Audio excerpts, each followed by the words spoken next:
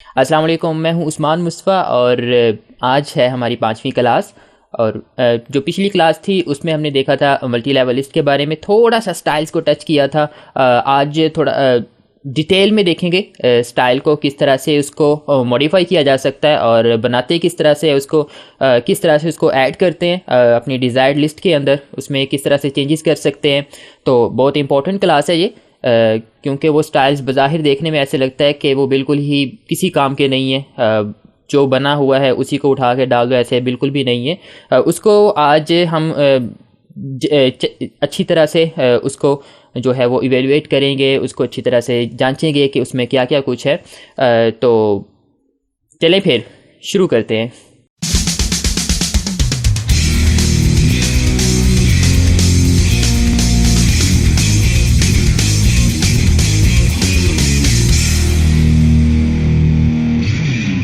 ये मैंने कॉपी किया है text branches of physics Wikipedia से।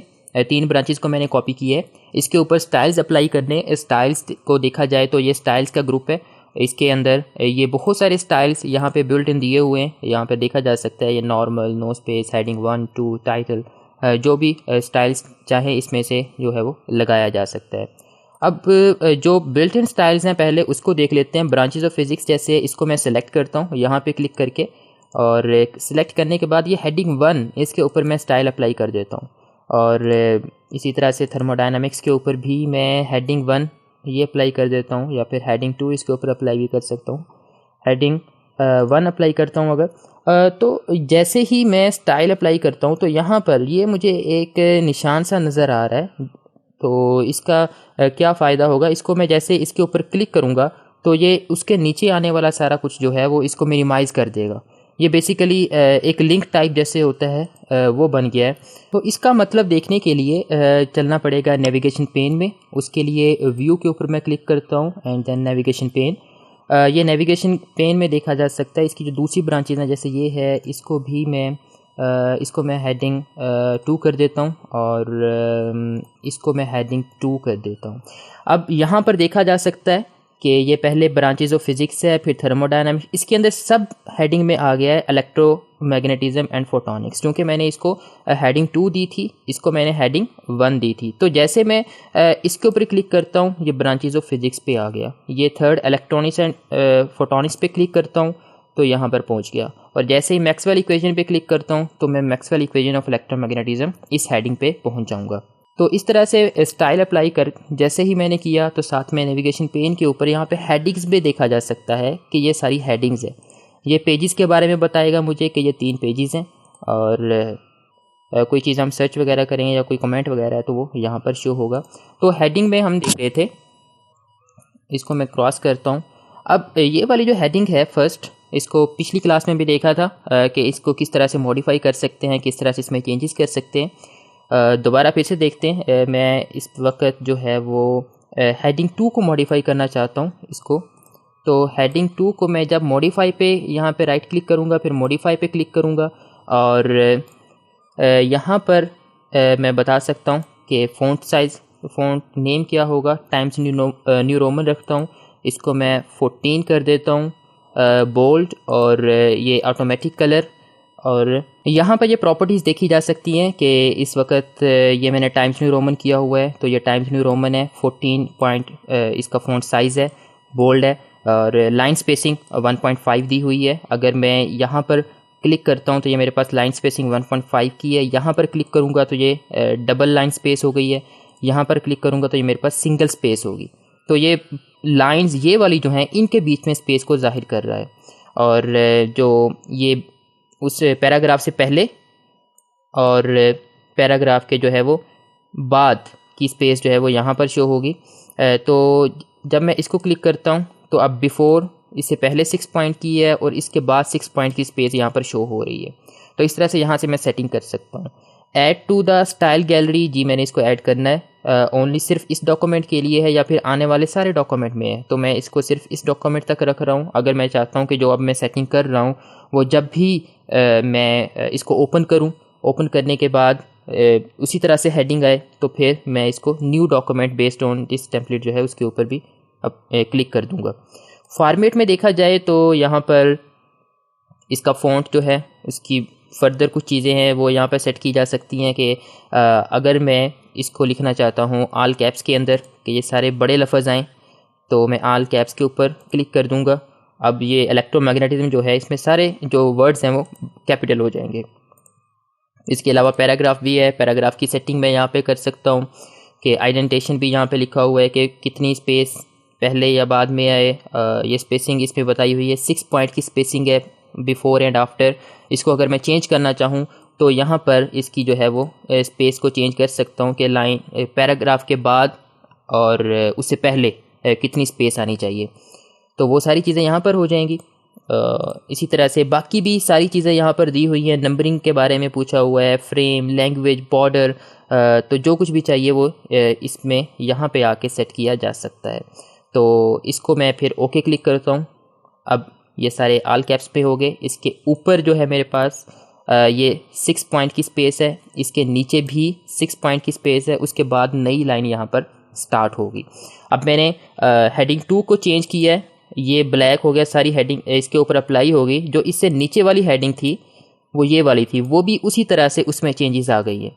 तो अगर मैंने एक को चेंज किया है तो दूसरी जो है वो ऑटोमेटिक चेंज हो गई है। तो ये स्टाइल का फ़ायदा होता है कि स्टाइल को मैंने यहाँ पर चेंज करना है और बाकी जिस किसी लाइन की, जिस किसी पैराग्राफ के ऊपर भी मैंने स्टाइल अप्लाई किया हुआ है उस पर वो ऑटोमेटिकली चेंज हो जाता है, वहाँ पे फ़ॉन्ट को चेंज कर देगा। लेकिन अगर मैं यहाँ पर इसमें कोई चेंजेस करता हूँ, जैसे मैं इसको इटैलिक कर देता हूँ, इसका कलर रेड कर देता हूँ, तो फिर मुझे बाकी जो स्टाइल्स हैं, जैसे इसके ऊपर भी मैंने सेम स्टाइल लगाया था लेकिन इसके ऊपर कोई इफ़ेक्ट नहीं पड़ा, सिर्फ इसी के ऊपर इफ़ेक्ट पड़ा है। लेकिन अगर मैं चाहता हूँ यही सब के ऊपर इफ़ेक्ट पड़े तो फिर मैं इसको करूँगा सिलेक्ट, ये हेडिंग 2 को अप्लाई किया था, राइट क्लिक करूँगा, update heading 2 to match selection, कि जो मैंने अब यहाँ पर ये सिलेक्शन इस तरह से बनाया हुआ है इसी तरह का ये स्टाइल हो जाए। तो अब जो है ये स्टाइल इसी तरह का हो जाएगा। तो बाकी जो जिस किसी चीज़ के ऊपर ये स्टाइल अप्लाई किया होगा वो अब इसी तरह से स्टाइल अप्लाई होगा। जैसे इसके ऊपर अप्लाई करते हैं तो वो भी इसी तरह से स्टाइल इसके ऊपर अप्लाई होगा। बहुत सारे स्टाइल्स यहाँ पर बिल्ट इन बने हुए हैं, उनको यूज़ किया जा सकता है या फिर उसको मॉडिफाई किया जा सकता है। जैसे कि अभी मैंने करके दिखाया, ये यहाँ पर ये कोट के लिए है, अगर कोई कोट लिखनी है इस तरह से लिखी जा सकती है, बुक टाइटल लिखा जा सकता है। अगर किसी काम के नहीं है तो ओबियसली नो प्रॉब्लम, उसको रिमूव किया जा सकता है कि आप इसके ऊपर राइट क्लिक करें और इसको कर दें रिमूव फ्रॉम स्टाइल गैलरी, तो वो यहाँ से रिमूव हो गया।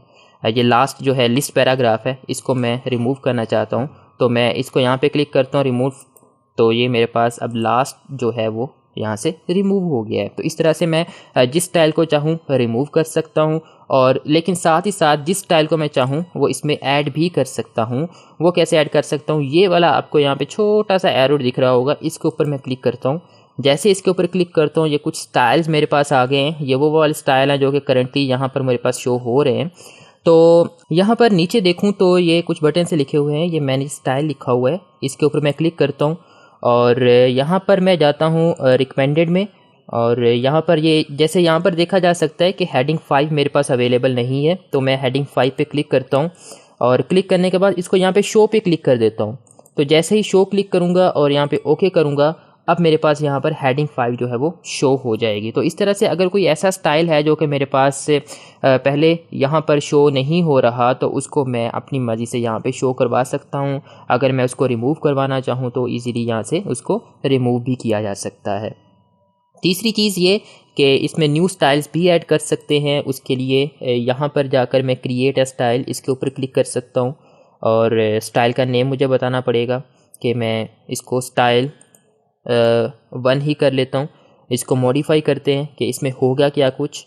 मैं चाहता हूँ कि इसमें जो है मेरे पास फ़ॉन्ट जो है वो कुछ ये वाला आ जाए और इसका स्टाइल 16 हो, बोल्ड हो जाए, इटैलिक, कलर इसका ऑटोमेटिक।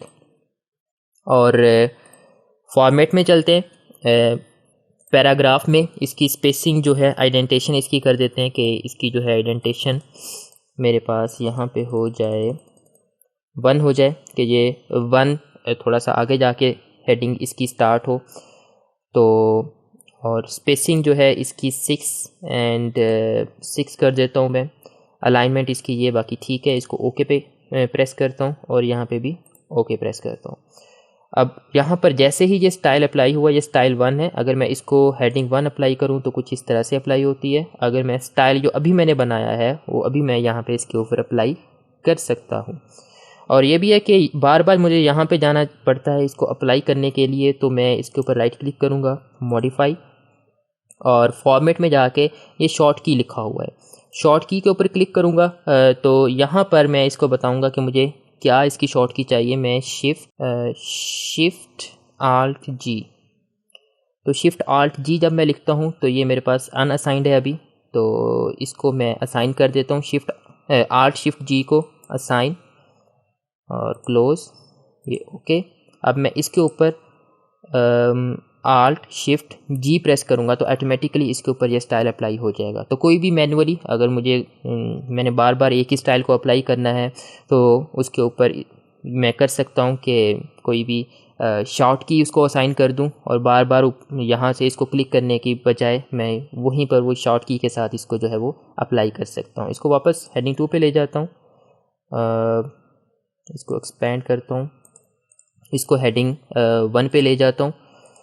और इसके अलावा जो नीचे जो टेक्स्ट सारा दिया हुआ है, इस सारे टेक्स्ट को जो है वो मैं मॉडिफाई करना चाहता हूँ कि ये मेरे पास आ जाए टाइम्स न्यू रोमन के अंदर।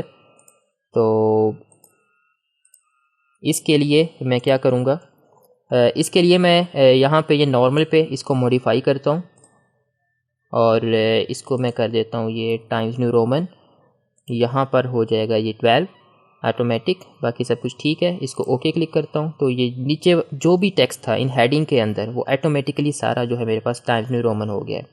तो अगर मैंने हेडिंग चेंज कर ली है और इसके नीचे वाला टेक्स्ट चेंज करना है तो उसके लिए भी मुझे इस बात की ज़रूरत नहीं है कि मैं बारी बारी हर दफ़ा अकेले अकेले इस पैराग्राफ को सिलेक्ट करूँ, इसकी सेटिंग करूँ, फिर इस पैराग्राफ को सेट करूँ।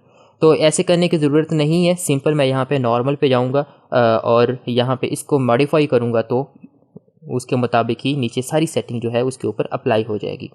तो ये स्टाइल्स बहुत इंपॉर्टेंट होते हैं। तो यहाँ पे आज हमने देखा कि किस तरह से स्टाइल्स को पहले मॉडिफाई किया और फिर उसके बाद देखा कि अपनी स्टाइल लिस्ट में किस तरह से इसको ऐड या रिमूव कर सकते हैं। फिर न्यू स्टाइल ऐड करके देखा और द मोस्ट इम्पॉर्टेंट थिंग के जो पैराग्राफ होता है नीचे सारा, इसकी हमने किस तरह से फॉर्मेटिंग करनी होती है, इसको किस तरह से चेंज कर सकते हैं कि बार बार यहाँ पे सेलेक्ट किए बगैर, तो एक ही दफ़ा सारी फॉर्मेटिंग उसकी जो है वो चेंज हो गई। जी, तो इस क्लास में हमने देखा स्टाइल्स के बारे में। जो हमारी आगे आने वाली क्लास है उस क्लास में हम ब्रीफ ओवरव्यू करेंगे, क्योंकि ये जो होम टैब है माइक्रोसॉफ्ट ऑफिस में जो वर्ड के अंदर ये तकरीबन अब कंप्लीट हो चुकी है। तो अगली क्लास में इसको कंप्लीट करेंगे और उम्मीद है कि आपको ये वाली वीडियो पसंद आई होगी, और अगर पसंद आई है तो लाइक करें, और अगर अभी तक चैनल को सब्सक्राइब नहीं किया तो सब्सक्राइब करें, और अगर कोई सवाल है तो फिर वो कमेंट करें। Thank you.